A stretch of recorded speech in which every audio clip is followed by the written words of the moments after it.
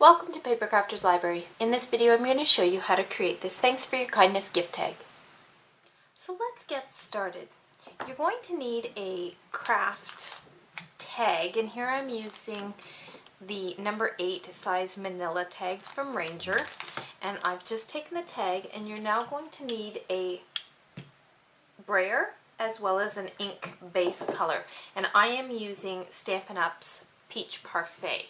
This coordinated very well with my pattern of designer paper, so just draw inspiration from the pattern of designer paper that you wish to use to embellish the front of your tag, and that's how you would choose your ink color. So I'm just inking up my brayer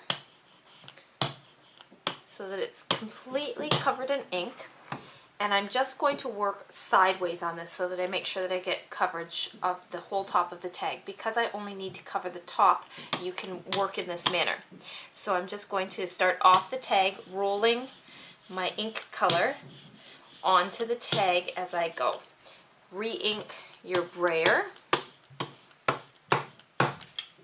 and work in the opposite manner. And just keep re-inking until you're satisfied with the ink coverage on the top of the tag.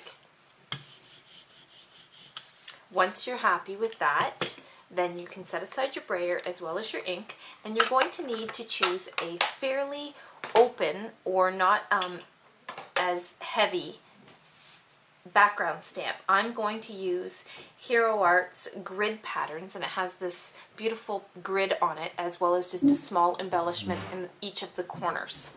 So I'm going to stamp this grid pattern on my top portion of my tag, and I am using Stampin' Up's Melon Mambo ink. I'm just going to apply the ink directly to the top portion of my grid pattern background stamp. Once you have it completely inked up, you're just going to stamp the grid on the top portion of your tag directly over top of where you added that previous color. Once you have that stamped, you're left with this beautiful background on the top portion of your tag. You will be covering the bottom portion of your tag with some designer paper. That's why I did not cover this part. So once you have that part complete, you can set aside all of your inks and your brayer and your stamp pad, or your background stamp, and you're going to need a piece of designer paper. And like I said, I drew inspiration from the colors in my designer paper. This is the Sketchbook and Amy Tangerine collection. So I just have a piece of designer paper here that measures 3 1/8 by 4 1/8. And I'm going to stick this down to the bottom portion of my tag. So I'm just aligning the bottom corners with the bottom corners of my designer paper. I'm going to stick that right down to the tag. So you can see now you have this coated tag with the bottom of your designer paper as well as stamped at the top. So now you're going to need a very large greeting. And I am using one of Hero Art's large greetings here. I'm going to stamp this along the top portion of my tag using my Ranger Archival ink in Jet Black. So I'm just inking up my greeting, and I'm going to stamp that on the top portion of my tag.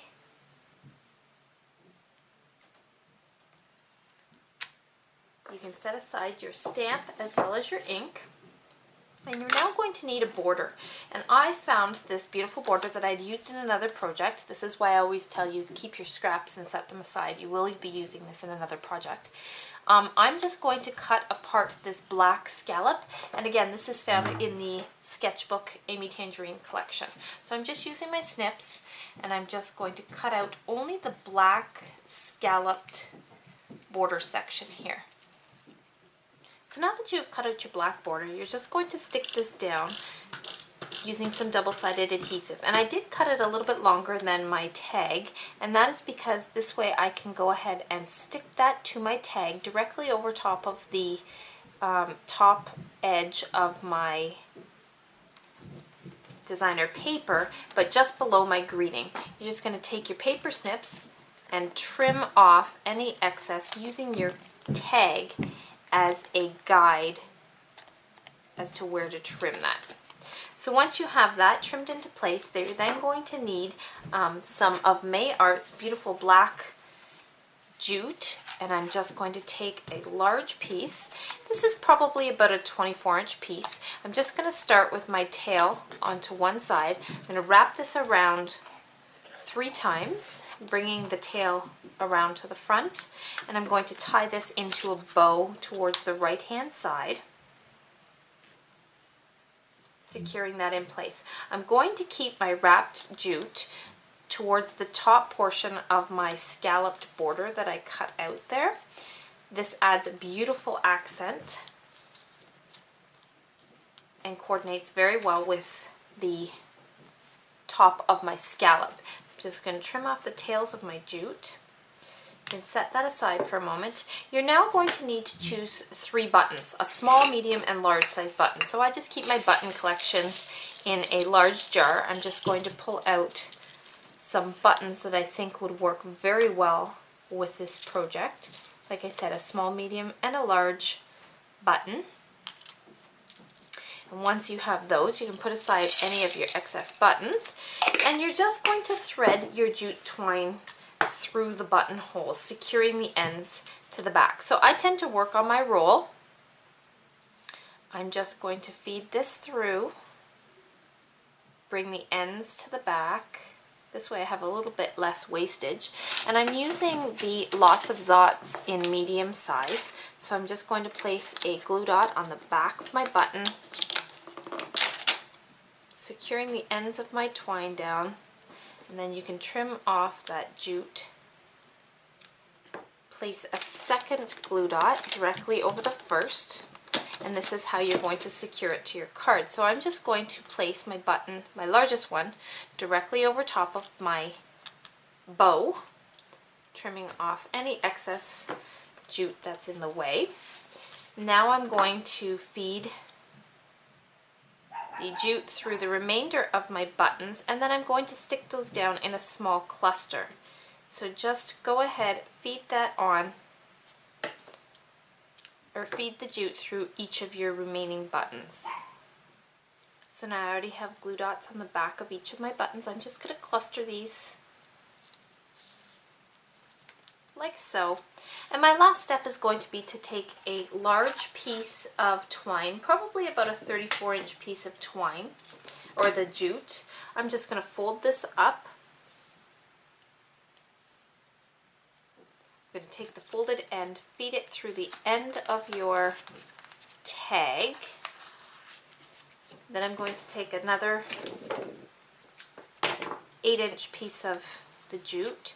I'm just going to tie this around this cluster at the top, and I'm just tying this into a double knot so that you have that finished tag top. Once you have that all tied together, you can take your snips or your fabric scissors and trim off the ends of your jute so that you're left with this beautiful tag topper. So there you have your finished "Thanks for your kindness" tag. I hope you enjoyed stamping with me.